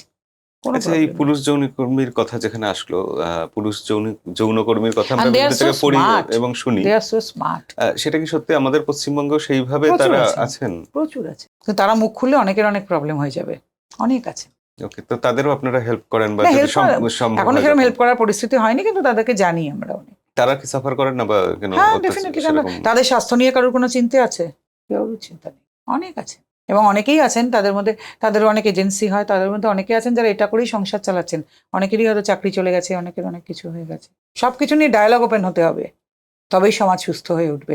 আমরা কোনো কিছু নিয়ে ডায়ালগই ওপেন করতে চাই না। পুরুষ মানুষকে নিয়ে তো ডায়ালগ ওপেন করতে চাইনি এতকাল, এখন হচ্ছে, আস্তে আস্তে হয়তো কথা হচ্ছে। সব কিছু নিয়ে ডায়ালগ ওপেন থাকতে হবে, সে LGBT কিউই হোক, সেক্স ওয়ার্কারই হোক, সবাইকে নিয়ে, সে মেয়ে সেক্স ওয়ার্কার, ছেলে সেক্স ওয়ার্কার, সব জায়গায় ডায়ালগ ওপেন থাকতে হবে। ডায়ালগ ওপেন থাকলে একটা সুস্থ সমাজ গড়ে উঠবে। কোনো কিছু নিয়ে ট্যাবু, কথা বলবো না, নিয়ে কোনোদিনও কোনো সমাজ গড়ে উঠতে পারে। ওকে, এই যে প্রশ্নটা আমি একটু আগে করতে যাচ্ছিলাম, যে আপনি তো নিজে একজন নারী, আপনি পুরুষের হয়ে লড়ছেন, তো এটা খুব দুর্ভাগ্যজনক মনে হয় না? পুরুষের হয়ে তো পুরুষদের আপনি মধ্যে এত- থেকে কারোর লড়ার কেন কথা এত ছিল। নারীদের নিয়ে তো সারা পৃথিবী জুড়ে শুধু পুরুষরাই লড়াই করেছেন। রামমোহন বিদ্যাসাগর থেকে যদি ধরেন আজকে কৈলাস সত্যার্থী অবধি, যত মহিলা ট্রাফিকিং থেকে উদ্ধার করা বেশিরভাগই তো পুরুষ। এবং দুর্ভাগ্যের বিষয়, এই মহিলা ট্রাফিকিং এর মাথায় সব নারীরাই বসে আছেন। এত যে মহিলা পাচার হয়, মহিলাদের খারাপ পথে নামানো হয়, তার বেশিরভাগের মাথায় কিন্তু নারীরা, আর উদ্ধার করে আনেন বেশিরভাগ পুরুষরা। তা আপনারা কোনোদিন এটা ভাবেননি তো, যে আজকে নারীদের জন্য যে এত পুরুষরা কাজ করছেন, তখন আপনাদের সেটাকে দুর্ভাগ্য মনে হয় না? অদ্ভুত লাগে আমার। আজকে পুরুষের জন্য একজন নারী কাজ করতে নামলে আপনাদের মনে হয় দুর্ভাগ্য? এত তো পুরুষরা আমাদের দিলেন, তা আমরা আর কবে ঋণ শোধ করব? এখন যদি না করি, অদ্ভুত লাগে তো আপনাদের কথা শুনলে আমার, যে পুরুষ মানুষই তো মেয়েদের জন্য কাজ করলেন। আজকে পার্লামেন্টেও যে এত এত আইন, সবকিছু তো পুরুষ মানুষের হাত ধরেই এলো। তো তখন আপনাদের মনে হয় না এটা দুর্ভাগ্য? কজন মহিলা তাতে ভূমিকা নিয়েছিলেন? নেননি তো কেউ। হ্যাঁ, সেটা ঠিকই, কিন্তু এটা তো হওয়ার তাহলে কথা ছিল কেন কেন তাহলে মেয়েদের জন্য শুধু মেয়েদের লড়াই করার কথা ছিল না? শুধু। তাহলে এতে পুরুষরা লড়ছেন না, আপনাকে কে বললো? অনেক পুরুষ অধিকার কর্মী আছেন যারা পুরুষ, অনেক, সারা ভারতবর্ষ জুড়ে অনেক আছেন, অনেক আছেন। আমি মেয়ে, সেটা একটু প্রমিনেন্ট হয়েছে, আরো মেয়েরা আছেন, দীপিকা নেই দিল্লিতে, বরখাজি নেই, জ্যোতি নেই, অনেক আছে। আচ্ছা, এই রিসেন্টলি ওয়ার্ল্ড কাপ জিতলো মেয়েরা, তো ভালো তো, খুব আনন্দের কথা। কিন্তু সেখানে যে বিতর্কটা আসছে যে মেয়েরা ওয়ার্ল্ড কাপ খেলতে পারে কিন্তু রাত 12টায় কি বাইরে বেরোতে পারে? না না না, এসব দেখুন, এসব স্ট্রে কথাবার্তা চলতেই থাকে, ওটার সঙ্গে এটার কোনো সম্পর্ক নেই। যে ওটা একটা অন্য জিনিস, এটা একটা অন্য জিনিস, এসব স্ট্রে। আমি তো বলেছি রাত 12টায় কেন আজীবন মেয়েরা রাত্রিবেলা কাজ করেছেন। সে সমস্ত হসপিটালের সিস্টাররা বলুন, আয়ারা বলুন, ডাক্তার বলুন, আজকে নাইট শুটিং বলুন, সিনেমার কল সেন্টার, হোটেলে হোটেলে রিসেপশনিস্টরা, এয়ার হোস্টেসরা, কে না রাত্রিবেলা কাজ করছেন, সেটা আজ থেকে না, সারা জীবন। আমাদের দেখতে পাই পুরুষ মানুষের তো কাজ করতে গেলে নিরাপত্তার অভাব হতে পারে। রাস্তায় ওলা উবেরে ওঠেন, কোনো ফট করে দুটো মেয়ে উঠলে আমাদের কাছে ঘটনা আছে, দুটি মেয়ে দুপাশ থেকে উঠে বলছে এক্ষুনি টাকা পয়সা সব দাও, নয়তো চিৎকার করবো, তুমি আমাকে রেপ করছো। গাড়িতে তুলে আমরা একসঙ্গে উঠেছিলাম, তুমি আমার গায়ে হাত দিয়েছো। তা পুরুষের নিরাপত্তা নেই? পুরুষ নিরাপত্তার অভাবে ভুগবে না? এক একজনের ক্ষেত্রে এক এক রকম। আমাদের ভাবতে হবে যে সমস্ত মানুষের নিরাপত্তা সুনিশ্চিত করতে হবে। একটা কথা নিয়ে চিৎকার করে কোনো লাভ নেই। রাত 12টার পরে সবার নিরাপত্তা নিয়েই চিন্তা হতে পারে। একজন ছেলে বাড়ি না ফিরলেও বাবা মার চিন্তা হয় যে অ্যাক্সিডেন্ট হলো। দেখুন, এই জিনিস বদলানো বড় মুখের কথা নয়। আর একটা মেয়ে বাড়ি না ফিরলে অন্যরকম চিন্তা হয়। এ তো আমাদের বহু বছরের জিনিস, এটাকে আমি এক কথায় বদলাতে পারবো? না, আপনি আর লড়াইটা মেয়েদের করছেন। কতগুলো শারীরিক প্রতিবন্ধকতার কারণেই এই চিন্তা হবে, যে একটা মেয়ের হয়তো সম্মানহানির চিন্তা করেন বাড়ির লোক, একটা ছেলের ক্ষেত্রে অ্যাক্সিডেন্টের চিন্তা করেন, এসব তো হবে। এত সমাজে এত সহজে রেভলিউশন তো হয় না, রেভলিউশনই হয়। তো ফট করেই এই চিন্তা বদলে দেওয়া যাবে না, যে একটা মেয়ের ক্ষেত্রে একটা একদিন প্রতিদিন সিনেমাটা মনে করবেন। কাজেই সমাজে এগুলো চলবে, এরকম হবে, আস্তে আস্তে সবকিছু বদলাবে। এই যে বললাম 17 সালে যখন কাজ করতে শুরু করেছিলাম, আজকে 25 সালের ইন্টারন্যাশনাল মেন্স ডে যখন দেখছি, সে কি আর এক আছে? এক তো নেই। অনেক পথ হেঁটে অনেক কিছু বদলালো তো, মানসিকতা মেয়েদের বদলাচ্ছে। জন্য অনেক কিছু বদলেছে। আজকে মেয়েরা যেখানে দাঁড়িয়ে আছেন, আজকে থেকে 30 বছর আগে, 50 বছর আগে কি সেখানে দাঁড়িয়েছিলেন? আরও সব কিছু নিশ্চয়ই বদলাবে। আমেরিকার মতন দেশে কি মেয়েদের রেপ নেই, মেয়েদের নিরাপত্তাহীনতা নেই? সব জায়গায় সব কিছু আছে, সময় লাগবে, আরও ধীরে ধীরে হবে নিশ্চয়ই। এই যে আপনি বললেন না রাত্রিবেলা মেয়েদের বেরোনোর কথা, কিন্তু রাত্রিবেলা কি মেয়েরা বেরোচ্ছেন না তাই জন্য? বেরোচ্ছেন। আমি বলছি যে ছেলেরা যদি বেরোয় বা ছেলেদের যেটা নিরাপত্তার অভাব, সেটা হচ্ছে তাদের টাকা পয়সা চুরি হতে পারে। আর এরকম ঘটনা আছে, ওলা উবেরে উঠেছেন, দুপাশ থেকে মানে এদের কি একটা ড্রাইভার, এই দুটি মেয়েদের মধ্যে যোগ সাজস থাকে, ফট করে দুপাশ থেকে উঠে বসলো, উঠেছে লোকটিকে বলছে এক্ষুনি সব টাকা পয়সা আংটি টাংটি দিয়ে দাও, নাহলে আমরা চিৎকার করবো, তুমি আমাদের মলেস্ট করছো। এটাও হয়, এরকমও আছে। হুম, হুম, কজন খবর রাখেন? আমরা এই কাজটা করি বলে আমরা জানি। তাহলে তার ক্ষেত্রেও কি এটা নিরাপত্তার অভাব নয়? হুম। কিন্তু এটা ভাবা হয় না কোনোদিনও। তো এরকম ডাকাতি হতে পারে, এরকম নিরাপত্তার অভাব আছে, প্লাস কর্পোরেটে আপনি যেটা বললেন যে আরো অনেক কিছু, এই বিভিন্ন যে এত ব্লেম বধ হতে পারে। নির্যাতন, এত ফলস পক্সো, এত ফলস ডোমেস্টিক ভায়োলেন্স নেই, ফলস রেপ কেস, এখন তো ফলস গ্যাং রেপ পর্যন্ত হচ্ছে। কি নেই? সব জায়গায় মানে সব। এটাই আমি জিজ্ঞাসা করতে যাচ্ছিলাম যে সেক্সুয়ালি হ্যারাসড মেয়েরা হতে পারে, ছেলেরা কি আদৌ প্রচুর হয় আছে, কখনো? প্রচুর, এত এত ঘটনা বেরোচ্ছে স্কুলের কলেজের প্রফেসরদের কাছে, স্কুলের টিচারদের কাছে, বাচ্চা বাচ্চা ছেলেরা নেই, প্রচুর আছে। এগুলো বিদেশেও খুব বেশি, এখানেও প্রচুর। এবং বাচ্চা ছেলেরা ধরুন অনেক পাড়ার কাকিমা জেঠিমা এদের কাছে, দিদিদের কাছে, এসব আগেও বহু ছিল, এখনো অনেক আছে। না, এই যে গ্যাংরেপ বা এই ধরনের যে গ্যাং রেপ তো ব্যাপারগুলো, কিছুদিন আগেই একটা মানে এটা এরকম কোনো ঘটলো। ছেলের সাথে কি কখনো ঘটতে ছেলেদের পারে? হয়নি কিছুদিন আগে, হরিয়ানায় হয়নি একটি ছেলের সঙ্গে? কতগুলো মেয়ে করেনি? অবশ্যই কম। ভারতবর্ষে 18% পুরুষের রেপ হয়। 18%? ইয়েস, 53% বয় চাইল্ড আর সেক্সুয়ালি অ্যাবিউজড, তার মধ্যে পুরুষের দ্বারাও হয়। এই আপনার যে ধাবায় টাবায় যে বাচ্চা ছেলেরা আছে, ওই লরির খালাসি এরাও করে, তো পুরুষের দ্বারা। এত বড় যাদবপুরের ঘটনা, সে তো পুরুষের দ্বারাই পুরুষের রেপ। কিন্তু আমাদের কেন্দ্রীয় সরকার কি করলেন, 377টাই তুলে দিলেন, যেখানে এই জিনিসটাকে ইয়ে করা হতো। তাহলে আপনি কলেজে কলেজে র্যাগিং এর আর কোনো কিছু তো দিতে পারবেন না কোথাও, তাই না? তো কোথাও গিয়ে কি আমাদের আইন সঠিক নেই, না, এরকম একটা অবশ্যই নেই, কিছু? একদমই নেই। মানে ছেলেদের জন্য কোনো আইনই আমরা নেই আমাদের সে তো দেশে? নেই, আর আমরা খুব রিগ্রেসিভ। আজকের দিনে দাঁড়িয়ে আমাদের যেরকম আইন হওয়া উচিত ছিল বিএনএসেও, সেটা কিছুই হলো না। হ্যাঁ, আপনি আজকের দিনে যেখানে একটা সম্পর্ক 1 বছর টিকলে সাংঘাতিক ব্যাপার, বিয়ে 5 বছর টেকা মানে তো প্ল্যাটিনাম জুবিলি প্রায়, তো সেখানে আমি বিএনএস 69-এর মতন আইন এনেছি কি না, বিবাহের প্রতিশ্রুতি দিয়ে সহবাস। আজকে যেখানে ছেলে মেয়েদের মধ্যে পরিচয় হলে 1 মাসের মধ্যে শারীরিক সম্পর্ক তৈরি হয়ে যায়, কি 2 দিনের মধ্যে হয়ে যায়, সেখানে আমি বিবাহের প্রতিশ্রুতি দিয়ে সহবাস বলছি। এবার কি বলছেন আপনি, অফিসে আপনি কাজের মানে প্রমোশন করিয়ে দেবেন, সেই জন্য আপনি সেই মানে প্রলোভন দেখিয়ে সহবাস, সাথে তা মেয়েটা তাহলে সেই প্রলোভন নিল কেন? আপনি আমাকে বলতে পারেন কেন? না, পরিস্থিতির চাপে পরিস্থিতির চাপ। মানে আপনাকে বলা হচ্ছে আপনাকে প্রমোশন দেওয়া হবে, তুমি আমার সঙ্গে বিছানায় শো, এটা প্রলোভন? আপনি তাতে রাজি হয়েছেন? এটা প্রলোভন বলে নাকি এটাকে? আপনি তো জেনে শুনেই রাজি হয়েছেন, মানে আপনি সেটার জন্য কিন্তু শুতে রাজি হয়ে গেছেন, এটা প্রলোভন নাকি? আর আপনি শারীরিক সম্পর্কে যে গেছেন, প্রেমের সম্পর্কে, আপনি কি বাচ্চা? বাচ্চা নাকি? এনজয় তো আপনিও করেছেন, আপনি বাচ্চা নাকি? তারপরে যখন বলি, কোর্ট থেকেও পর্যন্ত এখন তাই বলছে যে এরকম সম্পর্কের ক্ষেত্রে এসব হলে পরে কিন্তু গিয়ে বলা যাবে না। বিবাহিত মহিলারা কি করছেন, সম্পর্কে জড়াচ্ছেন, তারপরে বলছেন রেপ। কোর্ট থেকে তাই বলছে যে তুমি বিবাহিত যদি হয় তাহলে এগুলো আর বলা যাবে না, কিন্তু কাজে আচ্ছা, বুঝতে এই হবে। যে কথাগুলো আপনি বলছেন, এটার একটা অন্যরকম মতো হয় যে বহু নারী যেরকম থাকে তারা ভিক্টিমাইজড হচ্ছেন, হ্যাঁ, হবে না কেন? অথচ কিন্তু মুশকিলটা হয়ে যাচ্ছে, আমি আপনাকে বলি, এত অপব্যবহার যে ভিক্টিমাইজ নারীদের কথা আর কেউ বিশ্বাস করছেন না। হ্যাঁ, সেটাই আমি বলছি যে হবে না? আপনি যখনই রাখালের বাঘ ডাকার মতো হয়ে যাচ্ছে, আপনি এত অপব্যবহার করছেন এক সংখ্যক মহিলা, তো বাকি সংখ্যক যে মহিলাদের উপর এগুলো হচ্ছে, তাদেরকে লোকে ভাবছে এরাও মিথ্যে কথা বলছে, থানায় গেলেও নিতে চাইছে না। তাহলে কাদের ক্ষতি করছেন? মেয়েরা, মেয়েদেরই ক্ষতি করছেন। পুরুষ মানুষের তো কিছুই নেই, কি লাভ? আচ্ছা, এই যে আরজি করের ঘটনাটা ঘটেছিল সেই সময় আপনার বক্তব্য নিয়ে অনেক বিতর্ক হয়েছিল। আমি কিছুই আমার বক্তব্য নিয়ে বিতর্ক হওয়ার কিছু হয়নি। আমি কিন্তু পরের দিনই স্টেটমেন্ট দিয়েছিলাম যে এত বড় ঘটনায় ওমেন্স কমিশনকে দেখলাম না, নারী কল্যাণ মন্ত্রীর কোনো স্টেটমেন্ট দেখছি না, সব কোথায়? এত মহিলাদের দ্বারা পরিচালিত এনজিও, তারা কোথায়? বলুন তো, একজন পুরুষ অধিকার কর্মী হিসেবে এর থেকে বেশি আমি আর কি বলবো? আমার কিছু আমি, আমার যদি ফেসবুক দেখেন এখনো আপনি দেখতে পাবেন, পরের দিন 10th আগস্ট, পরের দিন ছিল।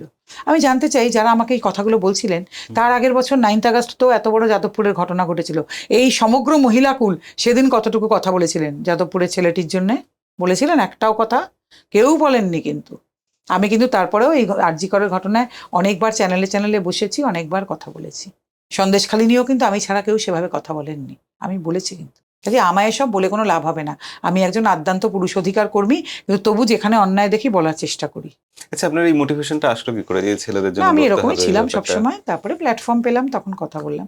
আমি এরকমই ছিলাম, আমি তার বাইরে কোনোদিনও ভীষণ ফেমিনিস্ট, ভীষণ একদম নারীবাদী, নারী হিসেবে সুবিধা নিয়ে যাবো, এরকম কোনোদিন ছিলাম, কোনোদিন এই ছিলাম না। জিনিসটা এরকম দাঁড়াচ্ছে কি যে ফেমিনিস্টদের ঠিক অপোজিট সাইডটা হচ্ছে না না না, আপনি? এটা মানুষ করে ফেলেছে।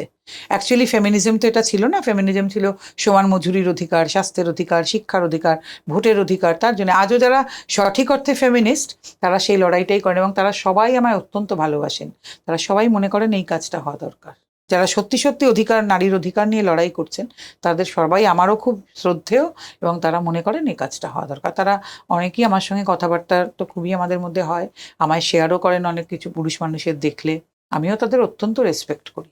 কিন্তু এই কোট আনকোট কিছু ফেমিনিস্ট হঠাৎ উঠেছেন না, যে তারা আমায় সহ্য করতে পারেন না অবভিয়াসলি, এবং তারা খুব বোকা বোকা কথা বলেন। নারীবাদ মানে কিন্তু পুরুষের বিপরীতে যাওয়া নয়, ফেমিনিজম কখনোই অ্যান্টি মেন হতে পারে না, তেমনি পুরুষ মানুষ নিয়ে কথা বলা মানেও অ্যান্টি নারী হতে পারে না, কারণ একে অপরের পরিপূরক। নারী পুরুষ কি একে অপরকে ছাড়া চলতে পারবেন? হয়? একটা সংসার কি বাবা মাকে ছাড়া চলে? দুজনকেই প্রয়োজন। মা যেমন গর্ভে ধারণ করেন, বাবা কিন্তু সারা জীবন বহন করেন, কাজে দুজনকে ছাড়াই চলতে পারে। একটু আগে আপনার সাথে যে কথা হচ্ছিল, এই যে এত বড় একটা কর্মকাণ্ড চলছে, আপনি ছেলেদের পাশে দাঁড়াচ্ছেন, তাদের হয়ে লড়ছেন। শুধু ছেলে নয়, পুরুষ এবং তাদের পরিবারের পাশে। সেই পরিবারে কিন্তু বহু নারী আছেন, মা বোন, কখনো কখনো স্ত্রী, মেয়ে, অনেকের ঠাকুমা আছেন। আমার অফিসে তো সব আসেন, পিসিমা, কাকিমা, মাসিমা, অনেক মহিলা, অনেক। হ্যাঁ, তাদের হয়ে যে লড়াই করছেন আপনি এত, এর মোটিভেশনের জায়গাটা না হয় বুঝলাম, কিন্তু এটা চালাতে গেলে তো ইকোনমিক্যাল একটা। না, সে তো হয়েই যায়। আমার ছেলেরা আছেন সবাই মেম্বার, তার বাইরে থেকেও ডোনেশন অনেকে দেন ভালোবেসে অনেক কিছু। ঠিক দেখুন, এখান থেকে তো আমার রোজগার করে বাড়িতে নিয়ে যাওয়ার কোনো ধান্দা নেই, যে আমি এখান থেকে রোজগার করে আমার বাড়িতে হাঁড়ি চড়বে, এই অবস্থা আপনাদের শুভেচ্ছায় আমার কারণ নয়। অনেকেরই মনে এসব প্রশ্ন আছে, তো আমি ক্লিয়ার করে দিতে চাই। তো আমাদের যে অনুষ্ঠানগুলো হয় তাতেও অনেক ভালো, মানে এখন স্পন্সররাও এগিয়ে আসছেন, যদিও তাদের কাছ থেকে টাকা পয়সা আমরা কিছুই নিই না, সবাই জিনিসপত্র অনেক কিছু দেন, অনেক, তাতে আমাদের সেগুলোও হয়ে যায়, তাই সব চলে যাচ্ছে। যেহেতু আমাদের মানে প্রয়োজনটাও ছোট, কাজেই সব কিছু হয়ে যাচ্ছে। না, আপনি যে এই পুরো সময়টা এখানে দিচ্ছেন, তাহলে আপনার নিজের আর্নিং সেই না, সব সেগুলো এমন শুনুন, সেগুলো আছে, মানে অনেক বছর চাকরি করেছি, পারিবারিক ব্যবসা আছে আমাদের, কাজে আমার এখান থেকে আর্নিং করে বাড়িতে নিয়ে হাঁড়ি চড়াতে হবে, আমি সেই জায়গায় বিলং করি না। এটাও সবার জেনে রাখা উচিত। যারা আমাকে অল্প বিস্তর চেনেন, আমার পারিবারিক ব্যাকগ্রাউন্ড জানেন, সেটা আমার বাবার বাড়ির দিকেই হোক কি হাজব্যান্ডের বাড়ির দিকেই হোক, তারা সবাই জানেন আমি সেই জায়গায় বিলং করি না যে আমার এই কাজটা করে আর্নিং করতে হবে। আর এই কাজটা যে করছেন আপনি যখন প্রথম শুরু করেছিলেন, প্রথম থেকে কি পুরো বাড়ির বা আত্মীয় স্বজন সবার খুব সম্পূর্ণ সাপোর্ট আমার। পেয়েছিলেন? অবশ্যই অবশ্যই, আমার হাজব্যান্ডের সাপোর্ট না থাকলে তো কিছুই হতো না। আমার বাবা মা দুজনেই চলে গেছেন, শ্বশুর শাশুড়িরও অসম্ভব সাপোর্ট, বন্ধু বান্ধব, আত্মীয় স্বজন, অবশ্যই। আর সর্বোপরি আমার অল বেঙ্গল মেন্স ফোরামের ছেলেরা, ওরা না থাকলে তো কিছুই হবে না। তারাও কি সবাই স্বেচ্ছাসেবক না? অবশ্যই, তারা সবাই বড় বড় চাকরি করেন, এবং আচ্ছা। তাদের বাকি সময়টুকু তারা এখানেই দেন। কয়েক বছর আগে বেলেঘাটায় এক মহিলা এক সেলুনের দোকানদারকে পক্সো কেসে ফাঁসিয়েছিলেন, কিন্তু পরবর্তীকালে দেখা যায় যে মহিলার অভিযোগ সম্পূর্ণ মিথ্যা এবং আদালত ঠিক সেলুন দোকানদারটিকে মুক্তি দেন। এই ধরনের কোনো ভয়ঙ্কর অভিযোগ থেকে বাঁচার উপায়টা কি? কোনো কেউ এরকম situation পক্সো পড়ে একটা কি? নন বেলেবল অফেন্স, আপনার হলে প্রথমে আপনার ভেতরে যেতে হবে, যেখানে কিন্তু প্রচুর মেডিকেল হয়, এ হয়, একটা প্রচুর প্রমাণাদি লাগে। আর ঠিকঠাক লয়ার যদি থাকে আপনি ডেফিনেটলি বেরোতে পারবেন। ভদ্রমহিলার জন্যও কিন্তু এটা এত সোজা না, হ্যাঁ, ভদ্রমহিলাকেও কিন্তু প্রচুর প্রমাণ দাখিল করতে হবে। আর এই যে আমি সবাইকে বলবো যারা এই ধরনের ব্যবসায় আছেন, এই সেলুন, যাই না ওনাকে কোথায় বলেছিল এটা হয়েছে, যদি সেলুনের মধ্যে হয়েছে বলতে সিসিটিভি লাগান, সবাই একদম সিসিটিভি লাগান। এই ধরনের ব্যবসা ট্যাবসায় যারা আছেন, যারা ধরুন নাচের টিচার, আঁকার টিচার, গানের টিচার, এই ধরনের, এদেরকে খুব টার্গেট করা হয়, সবাই সিসিটিভি লাগান সব জায়গায়। এটা কিন্তু একটা বিরাট ব্যাপার। আচ্ছা, এইরকম ক্ষেত্রে ধরুন ভদ্রমহিলা যে ভুল প্রমাণিত হয়েছেন, তার কোনো শাস্তি হতে পারে না? জেনারেলি তো আমাদের দেশে তো মহিলাদের শাস্তির ব্যাপারে এখনো খুব রিল্যাক্টেন্ট, হয়তো দেখবেন ওনাকে একটা ধমক দিয়ে ছেড়ে দিয়েছে বা কিছু টাকা জরিমানা করে দিয়েছে। এই ভদ্রমহিলাদের মতন ভদ্রমহিলাদের যদি ভেতরে ঢোকানোর ব্যবস্থা থাকতো, তবে এই সবগুলো একটু বন্ধ হতো। আমি তো মনে করি না মৃত্যুদণ্ড হওয়া উচিত, তবে লোকের শিক্ষা হবে। আর যিনি সাফার করলেন তাকে কি জেলে যেতেই হবে পক্সো আইনে? পক্সো তো নন বেলেবল অফেন্স না, পক্সো না খুব একটা, মানে কি বলুন তো, খুব জরুরি আইন আমাদের দেশে। পক্সো কিন্তু জেন্ডার নিউট্রাল, মানে ছেলে মেয়ে যার জন্য হোক হতে পারে, বাচ্চা ছেলেকেও এরকম করা যায়। তো এই আইনটাকেও কি হচ্ছে বলতে, এই যে এরকম ধরনের মিথ্যে কেস দিয়ে দিয়ে এটাকেও হালকা করে দেওয়া হচ্ছে। সোশ্যাল মিডিয়ায় একটা মিম বহু সময় দেখা যায় যে ছেলেরা পরীক্ষায় ফেল করলে তাদের ভবিষ্যৎ রিক্সা চালানো, আর মেয়েরা পরীক্ষায় ফেল করলে তাদের ভবিষ্যৎ বিয়ে দিয়ে দেওয়া। কোনোটাই বিশ্বাস করি না। না, আপনার মনে হয় না এই ব্যাপারটাকে ক্রমশ পাল্টাচ্ছে, সিচুয়েশনটা, চিন্তা ভাবনাগুলো মানুষের না না, মানে পাল্টাচ্ছে? কোনোটাই বিশ্বাস করি না। ছেলেরা বা একবার ফেল করলে রিক্সা চালাবে কেন, আর মেয়েদেরকেই বা একবার ফেল করলে বিয়ে দেওয়া হবে কেন?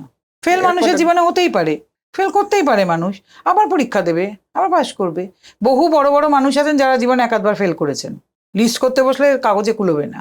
আমি বুঝি না মেয়েদের জীবনে বিয়েটা একমাত্র ডেস্টিনি কেন হবে? কিসের জন্যে? একটা মেয়ের জীবনে মা হওয়া বা কারো স্ত্রী হওয়াটা কেন ডেস্টিনি হবে? এটা আমি বিশ্বাস করি না। তার বাইরেও মেয়েদের অনেক কিছু করার আছে। আর একটা ছেলের জীবনেও একবার ফেল করাটা হতেই পারে না তার জীবনের সব শেষ হয়ে যাওয়া, কখনো না। আরেকটা জিনিস দেখা যায় যে মেয়েরা টেকনোলজি বা ব্যবসা, আপনি নিজে একজন ব্যবসায়ী ছিলেন, কর্পোরেট মহিলা ছিলেন, তা আপনি আরো ভালো এটা বুঝবেন যে সেখানে মেয়েদের ভূমিকা বা পার্টিসিপেন্টস খুব কম। না না, প্রচুর আছে আজকাল, প্রচুর মেয়ে ব্যবসায়ী আছেন অনেক ভালো ভালো, এবং টেকনোলজিতেও প্রচুর মেয়েরা আছেন যারা দারুণ ভালো, এবং মেয়ে ব্যবসায়ী তো কলকাতা জুড়েই প্রচুর আছেন, প্রচুর। হ্যাঁ, তবু রেশিওটা তো তুলনামূলক অনেক ডেফিনেটলি কম। হতেই পারে, কিন্তু নিশ্চয়ই আরো এগিয়ে মানে আসবেন। কারণটা কি? এখানে এটা ছেলেরা আমাদের ডমিনেট করছে না না না মেয়েরা আগ্রহী ডমিনেট, নয়? মেয়েদেরকে তো আমাদের সেভাবে বড় করে তোলা হয়নি না। ছেলেদেরকেই ব্যবসায় দিতে দেওয়া হয় না বাঙালি ছেলেদের, খালি চাকরি কর, ডাক্তার, ইঞ্জিনিয়ার হও, তারপরে তো মেয়েদের ব্যবসার কথা।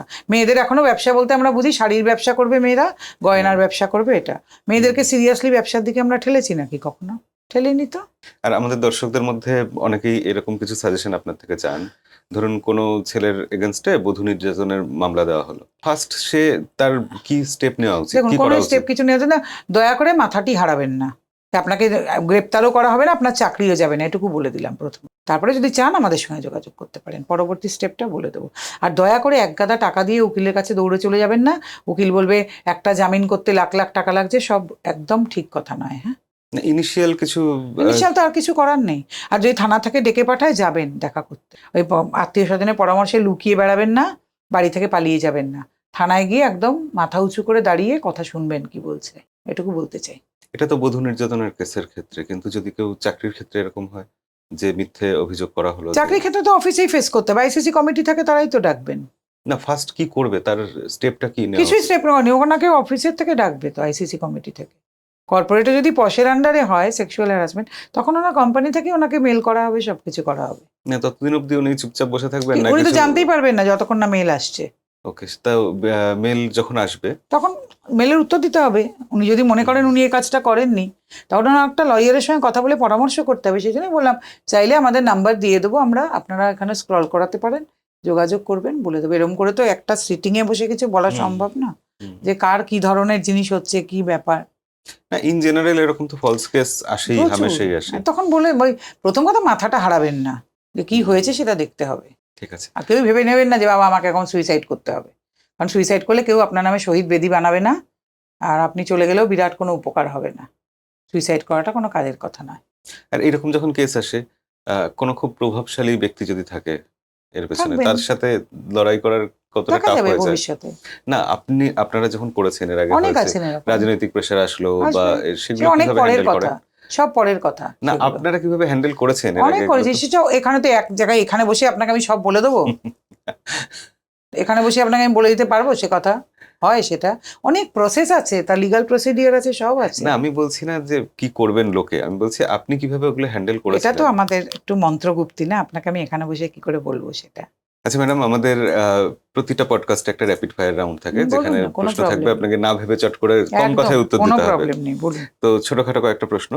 প্রথম প্রশ্ন, আপনার জীবনে এখন সবচেয়ে গুরুত্বপূর্ণ তিনটে জিনিস কি? 1, 2, 3 সব পুরুষের অধিকার নিয়ে কাজ করা, কোনো অন্য কিছু নেই। তবে অবশ্যই তার মধ্যে হচ্ছে প্রথম একটা পুরুষ কমিশন যদি ভারতবর্ষে হয়। সেটার জন্য আপনি কি লড়াই করছেন? আমাদের সবার লড়াই তো চলছে ওটা নিয়েই তো।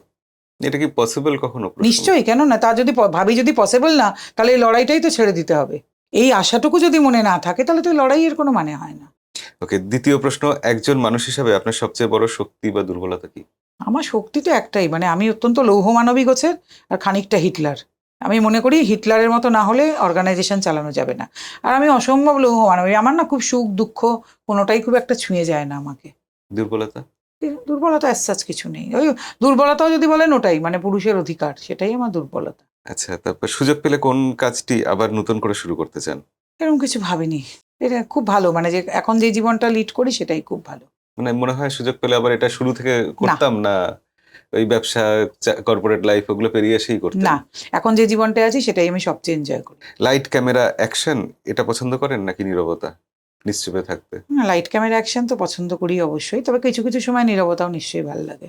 কোনো গোপন অভ্যাস আপনার যা সবাই জানলে অবাক হবে? না, এরকম কিছু নেই আমার। আমি ভীষণ মানে খোলামেলা একটা মানুষ, সবাই জানে। আমার এরকম কোনো গোপন অভ্যাস কিছু নেই। আপনার জীবনের সবচেয়ে টক্সিক পরামর্শ কোনটা পেয়েছেন? আমাকে পরামর্শ দেওয়ার, টক্সিক পরামর্শ দেওয়ার সাহস কারুর আছে আমার তো বিশ্বাস হয় না। ঠিক আছে ম্যাডাম, অনেক ধন্যবাদ ধন্যবাদ। আমাদের এখানে আসার জন্য আর এত সব আপনার অভিজ্ঞতা শেয়ার করার জন্য। Thank you. আজকের ভিডিও তাহলে এখানেই শেষ করলাম। আপনাদের কার কি প্রশ্ন আছে সেটা কমেন্টে লিখে অবশ্যই জানাবেন। তাহলে ভবিষ্যতে কখনো আমরা নন্দিনীদির সাথে আবার বসতে পারবো, আবার সেই প্রশ্নগুলো নিয়ে হাজির হতে পারবো। আপনাদের প্রশ্নগুলোই আমরা চাই, যেগুলো কোনো বিশেষজ্ঞ মানুষ বা সমাজের প্রথিতযশা মানুষ তার কাছে আমরা নিয়ে আসতে পারবো। আজকের ভিডিও অবধি, দেখা হবে পরের ভিডিওতে। ততদিন অবধি সবাই ভালো থাকবেন। আজকের মতো বিদায়।